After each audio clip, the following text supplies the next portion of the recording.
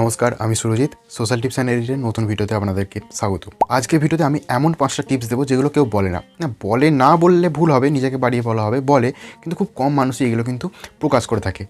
তো সেই 5টা টিপস আপনাদেরকে দেবো এবং যে লাস্ট টিপসটা বলবো সেটাতে অনেকের মতভেদ হতে পারে, বাট এটা আমি আমার নিজের মন থেকে বলছি এবং আমার নিজের এক্সপিরিয়েন্স থেকে আপনাদেরকে বলবো এবং আমি প্রমাণ দেবো, সব কিছু যুক্তি সহকারে বলবো।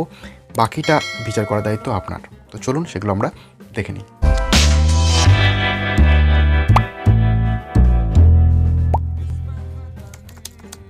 তো প্রথমে যে আমি পয়েন্টটার কথা বলবো সেটা হচ্ছে যে অডিয়েন্স রিটেনশন। এটা কি? দেখুন, ইউটিউব তো আমাদের একটা সোশ্যাল মিডিয়ার প্ল্যাটফর্ম, সেখানে অনেক কিছু ডিজিটাল মার্কেটিংয়ের কাজ হচ্ছে, তাই না? যেমন অনেক অ্যাডভার্টাইজমেন্ট আসছে এবং আমরা যে ভিডিওগুলো, আমাদের ভিডিওর টার্গেট অডিয়েন্সকে কারা হবে বা আমাদের ভিডিওগুলো কারা দেখছে সেগুলো আমাদেরকে জানা দরকার আছে, তাই না? আপনি যদি বলতে পারেন যে এই সব জেনে কী হবে, যদি এটা না হতো তাহলে ইউটিউব এত খরচা করে কেন ক্রিয়েটার স্টুডিওটা তৈরি করেছে, ক্রিয়েটার স্টুডিওর যে অ্যানালিটিক্সগুলো আছে সেগুলো কেন তারা দিয়েছে? অবশ্যই দরকার আছে। এইগুলো যদি যারা না বুঝবেন তাদেরকে কিন্তু ভিউজ পেতে বেশ একটু পরিশ্রম করতে হবে। এই প্ল্যাটফর্মে আমাদের অডিয়েন্স কারা হবে সেটা কিন্তু আমাদের ভালোভাবে জানা দরকার। আর আপনি যদি ক্রিয়েটার স্টুডিও যান তাহলে দেখতেই পাবেন যে আপনার চ্যানেলে যারা ভিউয়ার্স আছে তাদের বয়সটা কত। আমার যেমন চ্যানেলের মেন ভিউয়ার্স হচ্ছে 18 থেকে 24, আর আপনি এই ভিডিও দেখছেন মানে মোটামুটি আমি আশা করতেই পারি আপনারও বয়সটা এর মাঝখানের দিকেই হবে। এবার যারা বয়স্ক মানুষ আছে তারা একটা ভিডিও দেখলে, মোটামুটি একটা বয়স্ক ভিডিও দেখলে সেই ভিডিওটা অনেকটা দেখতে থাকবে। কিন্তু আমাদের ইয়ং জেনারেশনটা কি, একটা ভিডিওর মধ্যে ভালো যদি ইনফরমেশন না থাকে, কোয়ালিটি না থাকে, তারা সঙ্গে সঙ্গে স্কিপ করে বেরিয়ে যাবে। তারা কখনোই কম্প্রোমাইজ করবে না এই জিনিসগুলোতে। তো এইটা আপনাকে ভাবতে হবে আপনার অডিয়েন্সটা কে, তাদের বয়স কত এবং তাদের চাহিদা কী সেটাও আমাদেরকে জানতে হবে। চাহিদা বলতে বিভিন্ন রকম তারা কমেন্ট করবে, সেই কমেন্টগুলো আপনাকে উত্তর দিতে হবে, সেগুলোকে রিয়্যাক্ট করতে হবে। অ্যাটলিস্ট এটা বলতে হবে যেন আপনি তাদের কমেন্টটাকে পড়ছেন বা সেটাকে গুরুত্ব দিয়েছেন, এগুলো মোটামুটি তাদেরকে বোঝাতে হবে। এছাড়াও তারা যেন কোনো পার্টেতে বোরিং না হয় সেই দিকটাও আপনাকে লক্ষ্য দিতে হবে। তো এরপরে যে পয়েন্টের কথা বলবো সেটা হচ্ছে যে quality is very important than quantity. ইউটিউবে যে ভিডিওগুলো বানাবেন তার কোয়ালিটি যেন খুব ভালো হয়। আপনার কাস্টমার ইয়ং জেনারেশন বা যেই হোক না কেন, আপনাকে সবচেয়ে কোয়ালিটিটা বেটার রাখতে হবে। এই জিনিসগুলো কিন্তু ইয়ং জেনারেশনটা কম্প্রোমাইজ করবে না। একটু ওল্ড জেনারেশনটা সেটা কম্প্রোমাইজ করলেও ইয়ং জেনারেশনটা কোয়ালিটিকে একদম কম্প্রোমাইজ করবে না, কারণ ইতিমধ্যে ইউটিউবে কিন্তু আপনার থেকে অনেক অনেক ভালো বেটার অপরচুনিটি তাদের কাছে আছে, অনেক ভালো চ্যানেল আছে, তারা সেখানে সুইচ হয়ে যাবে। তো সবসময় আপনাকে কোয়ালিটিটা মেনটেন করতে হবে। আপনি ভিডিওটা একদিনে দিতে না পারলেন, 2 দিন পরে দিলেন, 3 দিন পরে দিলেন, কিন্তু যখনই দেবেন সেটাতে যেন ইনফরমেশান প্রচুর থাকে। ভিডিওটা একটু লেন্থি হলে আরও ভালো হয়, ওই মোটামুটি 8 থেকে 9 মিনিটের ভিডিও যেন হলে বেটার হয়, 10 মিনিটের হলে আরও ভালো হয়।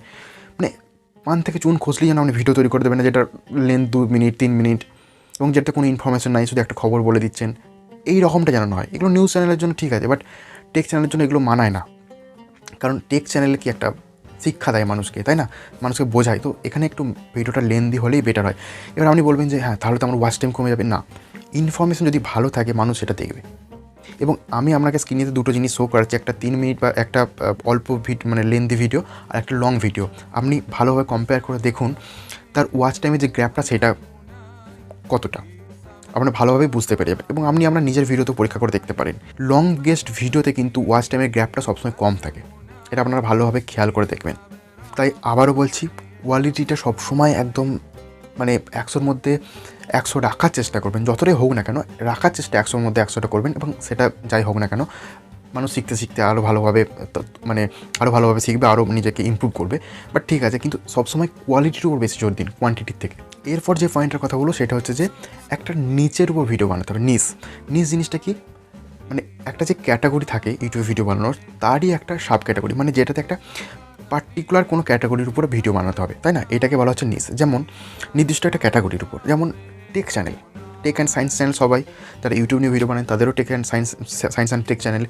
যারা আনবক্সিং করে বিভিন্ন রকমের টেকনিক্যাল প্রোডাক্ট নিয়ে, সেগুলোও হচ্ছে টেক চ্যানেলের মধ্যে পড়ছে। যারা ফেসবুক নিয়ে ভিডিও বানায় তাদেরও টেক চ্যানেলের মধ্যে পড়ছে। বাট এই যে ইউটিউব নিয়ে একজন পার্টিকুলার মানুষ একটা চ্যানেল ভিডিও বানাচ্ছে, সেটাকে বলা হচ্ছে তার নিচ। যেমন আমি বানাই ইউটিউব নিয়ে ভিডিও, বেশিরভাগ ভিডিও আমার ইউটিউব নিয়ে থাকে, তো এইটা হচ্ছে আমার নিচ। তো এইরকম একটা পার্টিকুলার ভিডিও নিয়ে আপনাকে প্রথমে শুরু করতে হবে। ধরুন আপনি ইউটিউব নিয়ে ভালোবাসেন, তো আপনি ইউটিউব নিয়ে মানুষকে টিপস দিলেন, ট্রিক্স দিলেন। কেউ ধরুন ফেসবুক নিয়ে ভালো জানে, সে ফেসবুক নিয়ে বললো, আপনিও দিতে পারেন, আপনাকে বলছি না যে দেওয়া চলবে না, বাট প্রথম দিক থেকে মেজর ভিডিওগুলো কিন্তু আপনার ওই ইউটিউব নিয়ে হতে পারে। এবং আপনি দু একটা এক্সপেরিমেন্টের জন্য দিতেই পারেন, এই ইনস্টাগ্রাম নিয়ে দিলেন, একটা ফেসবুক নিয়ে দিলেন, 2-3টে ফেসবুক নিয়ে দিলেন, দিতে পারেন। বাট আপনার যে ভিডিওর মেইন টপিকটা হবে ইউটিউব নিয়ে। এইটা কেন? দেখুন, দিনকাল এমন হয়ে গেছে, মানে আমরা কি সমস্ত চাই, স্পেশালিস্ট কোনো মানুষকে চাই, তাই না? ডক্টর, সে স্পেশালিস্ট হয়ে গেছে, টিচার, সে স্পেশালিস্ট হয়ে যাচ্ছে, কেউ ম্যাথ স্পেশালিস্ট, কেউ বাংলা। মানে আগে এমন হতো সবাই মানে একটা টিচারে অনেক কিছু পড়াতো, এখন আর সেসব জিনিস নেই, তাই না? এইগুলো হয়ে গেছে এখনকার ট্রেন্ড। একটা ভালোভাবে খেয়াল করে দেখুন, আপনি ধরুন একটা স্পোর্টস দেখতে পছন্দ করছেন, আপনি বসে আছেন, সেখানে আপনার একটা প্রয়োজন কি একটু এন্টারটেনের জন্য কোনো একটা খেলা দেখার, ঠিক আছে? তো আপনি কী করবেন ভাবলেন তো একবার, এই যে কোনো একটা খেলা দেখার জন্য আপনি কী করবেন, স্টার স্পোর্টস খুলবেন না? সেখানে আপনি ক্রিকেট দেখতে পারেন, ভলি দেখতে পারেন, ফুটবল দেখতে পারেন, যেটা চলবে আপনাকে সেটাকে দেখতে হবে। কিন্তু আপনার যদি পার্টিকুলার ক্রিকেট দেখতে মন যায়, তো আপনি স্টার স্পোর্টসে নিশ্চয় যাবেন না, স্টার ক্রিকেটে যাবেন, কারণ আপনি জানেন যে সেইখানে গেলে আপনি ক্রিকেটটাই শুধু দেখতে পাবেন, তাই না? তো এগুলো হচ্ছে নিচের উপর কাজ করছে। মানুষ যেন ভাবে যে ইউটিউব নিয়ে ভিডিও, আচ্ছা তাহলে এই চ্যানেলটা ঘুরে আসি। এইটা হচ্ছে মেন ব্যাপার। আর একটা যেটা হচ্ছে যে আপনি যখন এইরকম একটা নিচের উপর কাজ করবেন, তখন কিন্তু আমার ভিউয়ার্সগুলো যেগুলো থাকবে সেগুলো একদম নিট অ্যান্ড ক্লিন থাকবে, নিরেট থাকবে, তাই না? ধরুন আপনি একদিন ফেসবুক নিয়ে বানাচ্ছেন, একদিন ইউটিউব নিয়ে বানাচ্ছেন, একদিন ইনস্টাগ্রাম নিয়ে বানাচ্ছেন, ইউজার আলাদা, তাই না? কারো ধরো ইনস্টাগ্রাম নিয়ে প্রয়োজন হলো, সে আপনার ভিডিওটা দেখলো এবং সেই একটা সাবস্ক্রাইব করে চলে গেল, কিন্তু পরের দিন যখন আপনি ইউটিউব নিয়ে ভিডিও দেখছেন, তার সেটাতে ইন্টারেস্ট থাকছে না, সে আর দেখছে না আপনার ভিডিওটা। তো এই কারণের জন্য কী হয়, সাবস্ক্রাইবার অনেকে বেড়ে যায়, কিন্তু ভিউজ পরবর্তীকালে কম চলে আসে। তো একটা নিচের উপর যদি আপনি ভিডিও বানান, তাহলে দেখবেন আপনার ভিউজ মোটামুটি ওডিসিওটা ঠিকঠাক রয়েছে। এরপর যে টপিকটা নিয়ে বলবো সেটা হচ্ছে যে নাম রাখার নিয়ম। ইউটিউবে কিন্তু আপনি অনেকে দেখবেন যে অসচেতনভাবে অনেক কিছু নাম রেখে দেয়, পরবর্তীকালে তাদেরকে চেঞ্জ করতে হয়। হ্যাঁ, তো আপনাকে বলবো যে ইউটিউবে নাম রাখার অনেক কিন্তু উপায় আছে। হ্যাঁ, যেটা শর্ট নেম হবে, ক্যাটাগরিকে একটা মেনশন করতে সেরকম ধরনের নাম হতে পারে, মিসস্পেল অনেকে রেখে দেয়, এরকম ধরনের নাম রাখা চলবে না, এরকম অনেক কিছু জিনিস আছে। তো এটা নিয়ে আমি একটা ভিডিও বানিয়েছি, উপরে আই বাটন থেকে দেখতে পারেন বিস্তারিত জানতে। তো আমি এখানে শর্ট করে আপনাকে এটাই বলে দেবো যে সবসময় একটা শর্ট ইউনিক নেম রাখার চেষ্টা করবেন, যেটা মানুষ ইজি টু স্পিক, বলতেও খুব সোজা লাগে আর কি। এরকম ধরনের একটা নাম রাখার চেষ্টা করুন, যেটা ইতিমধ্যে কোনো ইউটিউবার সেই নামটা রাখেনি, ঠিক আছে? আপনি বলবেন তো আপনার নিজের নামটাই তো এত বড়, মানে চ্যানেলের নামটা সোশ্যাল টিপস অ্যান্ড এডিট। দেখুন, আমি এটা রেখেছি একটা অন্য হিসাবে, কারণ ক্যাটাগরিকে মেনশন করছে, social tips and editing related video বানানো হয় সেই জন্য। বাট তখন রেখে ফেলেছি, যারা নতুন রাখবেন তাদের উদ্দেশ্যে আমি বলছি শর্ট নাম রাখবেন, ছোট্ট নাম রাখবেন, এবং সেটা যেন ইউনিক হয়। এর পরবর্তীকালে আমি যখন চ্যানেল খুলব, নিশ্চয়ই আমি সেটা শর্টই রাখবো। এটা যা হয়ে গেছে, এটা চেঞ্জ করে লাভ নেই। তো আপনাদেরকে এটাই বলবো, যারা নতুন নাম রাখতে চাইছেন শর্ট নাম রাখবেন। তো বিস্তারিত জানতে উপরে আই বাটন থেকে ওই ভিডিওটা দেখে নিন, তাহলে আরও ভালোভাবে বুঝতে পারবেন। এরপরে যে টপিকটা নিয়ে বলবো সেটা আমার সঙ্গে অনেকের মতভেদ থাকতে পারে, বাট আমি এটা আমার দিক থেকে বলছি এবং যুক্তি দিয়ে বোঝাচ্ছি। তবু আমি আপনার মানে যে মতামত সেটাকে আমি সম্মান করি। ইউটিউবে ভিডিও আপলোডের একটা টাইম গ্যাপ থাকা দরকার।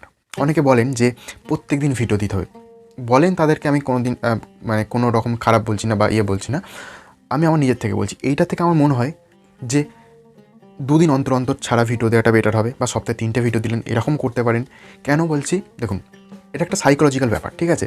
যে কোনো দিন দেখবেন কোনো কাছের মানুষ যদি দূরে চলে যায়, মানে টান আরও বেড়ে যায়, ঠিক না? কিন্তু সে যদি প্রতিদিন থাকে বা দেখা হয়, তখন দেখবেন একটা একঘেয়েমি ব্যাপার হয়ে গেছে।